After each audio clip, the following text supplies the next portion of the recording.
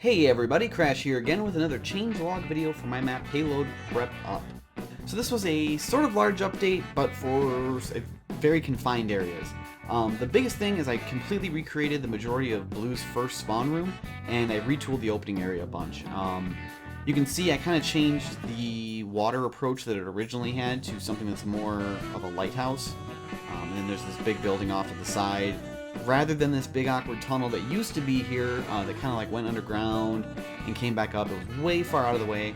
I compressed things down. There's a short tunnel that connects the two of them, and I feel like this is going to be a lot easier for the players who go to the forward spawn to be able to traverse back and forth to the older spawn room. When you capture first point, you start spawning in this new building, but they are connected so you can go back and forth between them.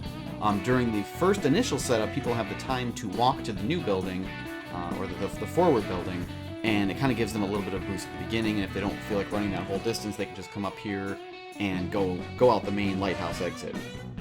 I feel like this is going to have a good impact on the map itself. I feel like it's going to reduce spawn camping. That was the big thing. I added this new exit up top here, which I used some really cool tricks to disallow the red team from getting up here, because I was like, if they can be right over their spawn with this height advantage, it's going to be terrible. So I put the respawn room visualizer in front, and I blocked everywhere above for just red, and that way Blue can get up there, Blue can jump down, can jump back up if they want. They have full freedom of movement, but red is limited to not being allowed up there at all. And this way, in case, say, red has a spawn camper looking at both of the lighthouse doors and the new door, they can go up top, have the height advantage over them, and should hopefully be able to push out pretty easily. Next, I widened up last, which opens up the pit more on one side of the capture, which hopefully makes defenders a little bit more vulnerable to it.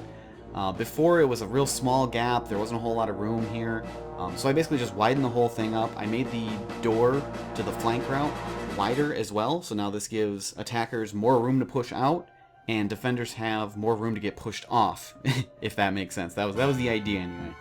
I had this small little route here just past the first capture point in what I'm now calling the bakery, which I just kind of threw some props on the table. It just was funny to me, so I put them there. Obviously not anything that's going to be in the final version of the map. But I just want to get the feel it's a bakery now. I was really amused with that idea. But this opens, after the first capture, this route opens up. Now the idea behind that is I wanted to make this more of an attacker route than a defender route. The big problem with this map so far has been defenders have too easy of a time defending. So I'm trying to give attackers more options. I'm trying to give them more places to go through and push out of. And I feel like this route is going to help them connect pushing the cart and this building a little bit more. So once they get around this corner, they don't have to go all the way back behind this building and then up. Now they can cut through the building and go up directly. I also added this sign here, which I'm not 100% sure if it'll help or actually hurt, but I did notice defenders had a habit of getting up there and then they would have the height advantage over the cart, and they had a pretty decent line of sight for the whole path facing this way. So I'm hoping this kind of blocks them from being able to attack as they're pushing around the corner, but it also might give them a little bit more cover than intended, so we'll see how it works. This will definitely be something we test out. But that is about it for this update. I was a bunch of kind of big changes. I don't want to change too much all at once.